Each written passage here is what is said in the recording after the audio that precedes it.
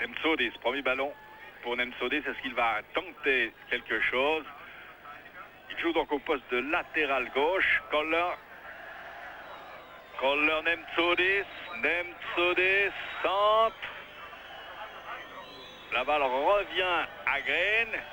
Green dans les 16 mètres, tir violent. Alors, tir extrêmement violent de Green qui nous a beaucoup impressionné, peut-être à cause de la relative proximité de l'action. Cela après 9 minutes de jeu. Sur un centre consécutif plutôt à un centre de Nemtsouris.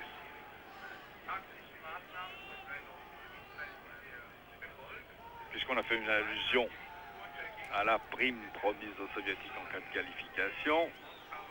Attention à Agashkov, Alain Souter très replié, probablement pour sécuriser un petit peu en début de match Nemtsouris. Nous parlions de prime, parlons de salaire. Les joueurs de Torpedo Moscou gagnent 300 roubles par mois, plus logement, plus voiture et quelques autres facilités, quelques autres avantages. Difficile de faire des comparaisons, mais évidemment, si on fait des comparaisons avec l'Italie ou même la Suisse, elles ne sont pas à l'avantage des footballeurs soviétiques. Alors dans l'image, on avait Rudakov, Agashkov, Polukarov, Agashkov, Grishin. Ah, c'est bien joué. Attention, dangereux. Yuri Savichev, Nemtsouris. Ah, ce qui est d'autant plus intéressant, c'est que Nemtsouris, numéro 3, latéral gauche, pour sa deuxième match, il y a eu le premier contre Sion. Il avait affaire à Lorenz. Lorenz actuellement en pleine forme. D'ailleurs, les deux joueurs ont fait un très bon match, paraît-il. Là, il a affaire en principe à Yuri Savichev, c'est-à-dire le plus connu des joueurs soviétiques sur la pelouse.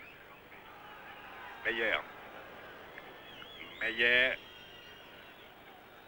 Strudal se bat pour Wiederkehr. Sans succès. Mais Grassov, en tout cas, ne manque pas de culot et joue assez haut dans le terrain. Attention, Alain Souter. Rôle très important, début de match. Souter à mi-terrain. Souter démarrage. Faute. Monsieur Keltanen donne le coup franc. 35 mètres de la cage de Sarichev, le gardien. Bickel dans l'image. Ah, ben, début de match où Grasshopper apparemment ne se laisse pas impressionner, mais c'est un petit peu Il avait connu aussi des minutes assez faciles à Bratislava. Il faut peut-être se méfier. Longue balle, Strudal. Possible. Oh, belle remise. Bickel toujours. Ouais, toujours Bickel, mais voilà, retour au gardien par une intervention de Tcherebenkov. Mais là, Strudal et Bickel ont été dangereux dans les 16 mètres. Grechnev.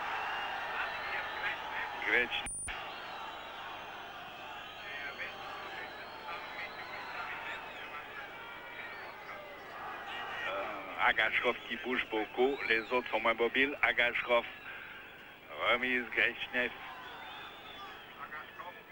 Polukarov, Kovac derrière lui, Bogorov. Une erreur de Kovac, ballon récupéré par les Uriquois. Attention en contre-attaque, mais ils ne sont pas très nombreux, les bleus et blancs. Hofmeier, il n'y a pas tellement de solutions. Green. Andermatt pour Strudal, mais Rogovskoy peut intervenir. Remise en retrait par Yuri Savichev. C'est reparti. Grichin. Retour. Tcherebenkov. Grichin pour qui? Grechnev là-bas sur la gauche.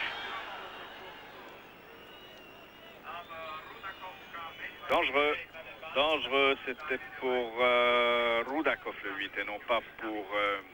Rudakov. Et non pas Tcherebenkov qui a le 10.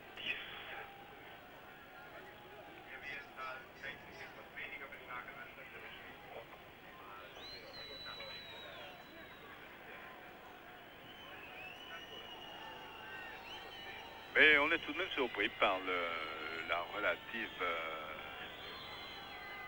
prudence des Soviétiques en ce début de match. Ils n'ont pas été très dangereux.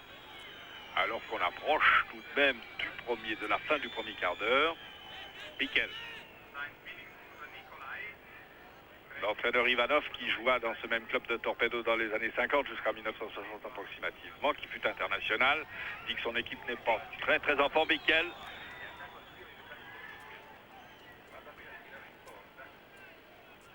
Seul le banc des joueurs et des entraîneurs est couvert et de manière précaire. Bickel. Et non, Strudal est pris à contre-pied. Et relance maladroite de Rogovskoy.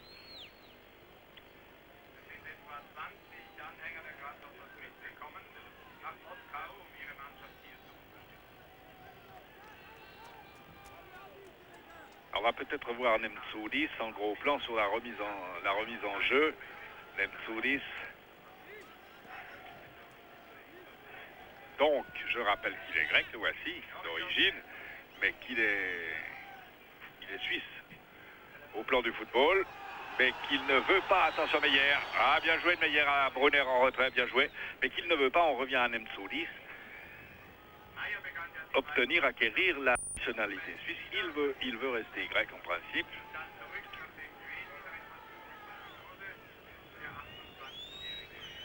Et sur le dégagement de Brunner, Grasshopper est monté assez haut, déviation de la tête Wiederkehr. Wiederkehr accroché irrégulièrement, intervention de M. Keltanen, coup franc pour Grasshopper, 15e minute de jeu.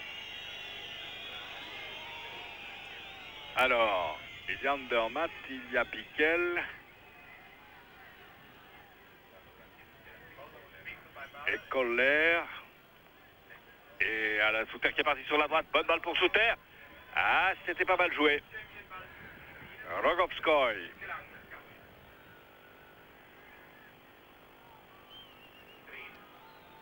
Green derrière lui, ça peut être dangereux. Alors Koller est devant, oui, c'est souvent le cas d'ailleurs. Koller est devant Egli. Strudal, bien joué de Strudal, Bickel. Rogovskoy.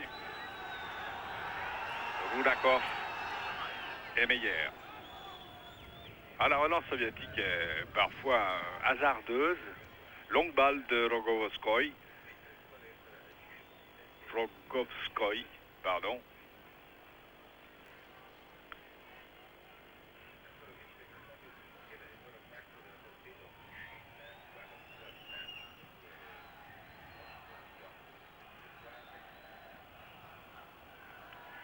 Grishin à qui la balle a échappé. Rudakov. Ballon récupéré. Koller. Vraiment, Grasshopper fait bonne impression ce début de match. Andermatt. Très agressif, très déterminé. Pas du tout impressionné. La leçon de Bratislava a dû porter. Le fait d'aborder à l'extérieur un match de Coupe d'Europe avec une extrême prudence qui devient excessive et souvent catastrophique. Wiederkehr un petit peu brutalisé par Kovac.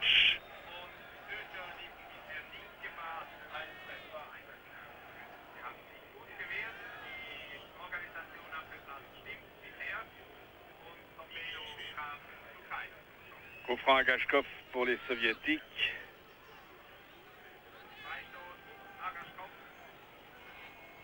La tête, c'était Rudakov.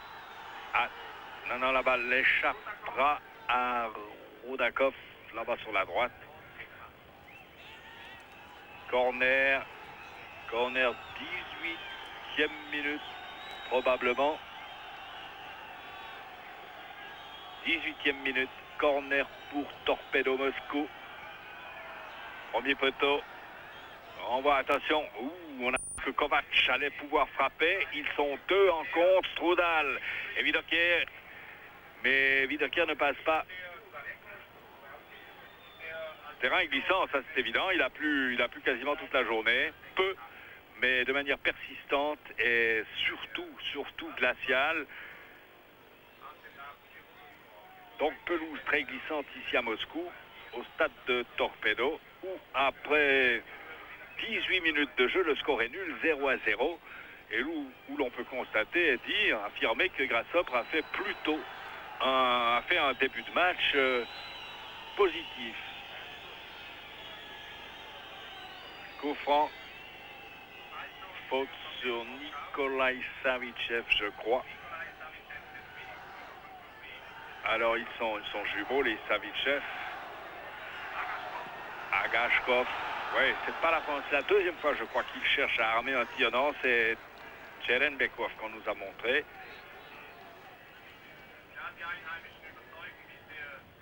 Il y a peut-être une confusion là entre Agashkov. Non, ça doit être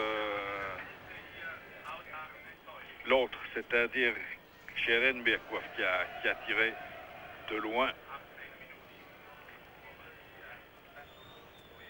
Il est absolument certain que la victoire par 4-0 de Grasshopper à Zurich contre Slovan Bratislava a modifié la mentalité et l'état d'esprit des Zurichois qui, depuis ce match-là, abordent généralement leur rencontre avec un culot qui n'était pas toujours le leur, avec une prise de risque qui s'est manifestée dans le championnat de Suisse et qui paraît vouloir également se manifester ce soir. Agashkov, Brunner ne sort pas, attention, il sort maintenant devant Cherenbekov.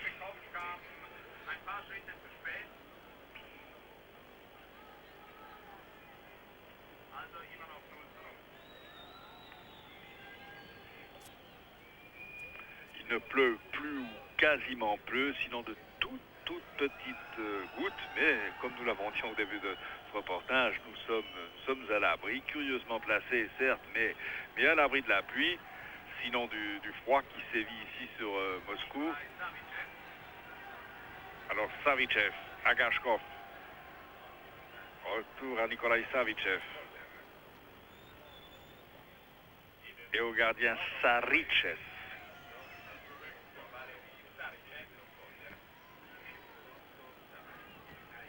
Et long dégagement, la balle à suivre. Pas de construction là aussi. Attention, Yuri Savichev.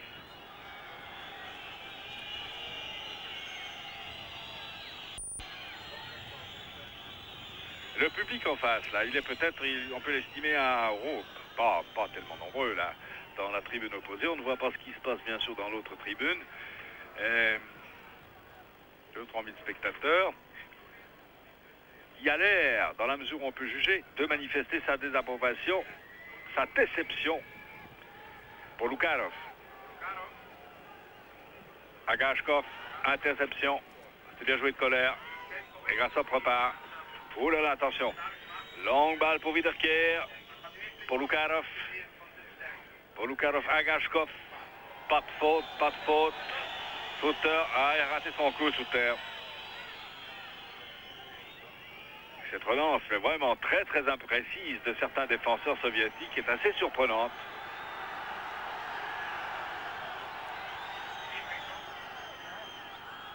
Rudakov derrière lui. Sur l'aile droite complètement démarquée, il y a Agashkov. Alors Nemtsudis, qui était un petit peu aspiré par ce ballon qui se trouvait de l'autre côté, est revenu dans la zone sur la gauche. Cela, vous ne l'avez pas vu, mais on peut constater par là que ce jeune homme ne se laisse pas complètement abuser, qu'il garde une très bonne vision du jeu, c'est paraît-il l'une de ses nombreuses qualités. Il a très bien vu Agashkov monter, plonger, c'était vraiment hors de l'image, mais c'était intéressant de voir qu'il a suivi des yeux et qu'il a modifié légèrement sa position. Cheremenkov, Wiederkehr,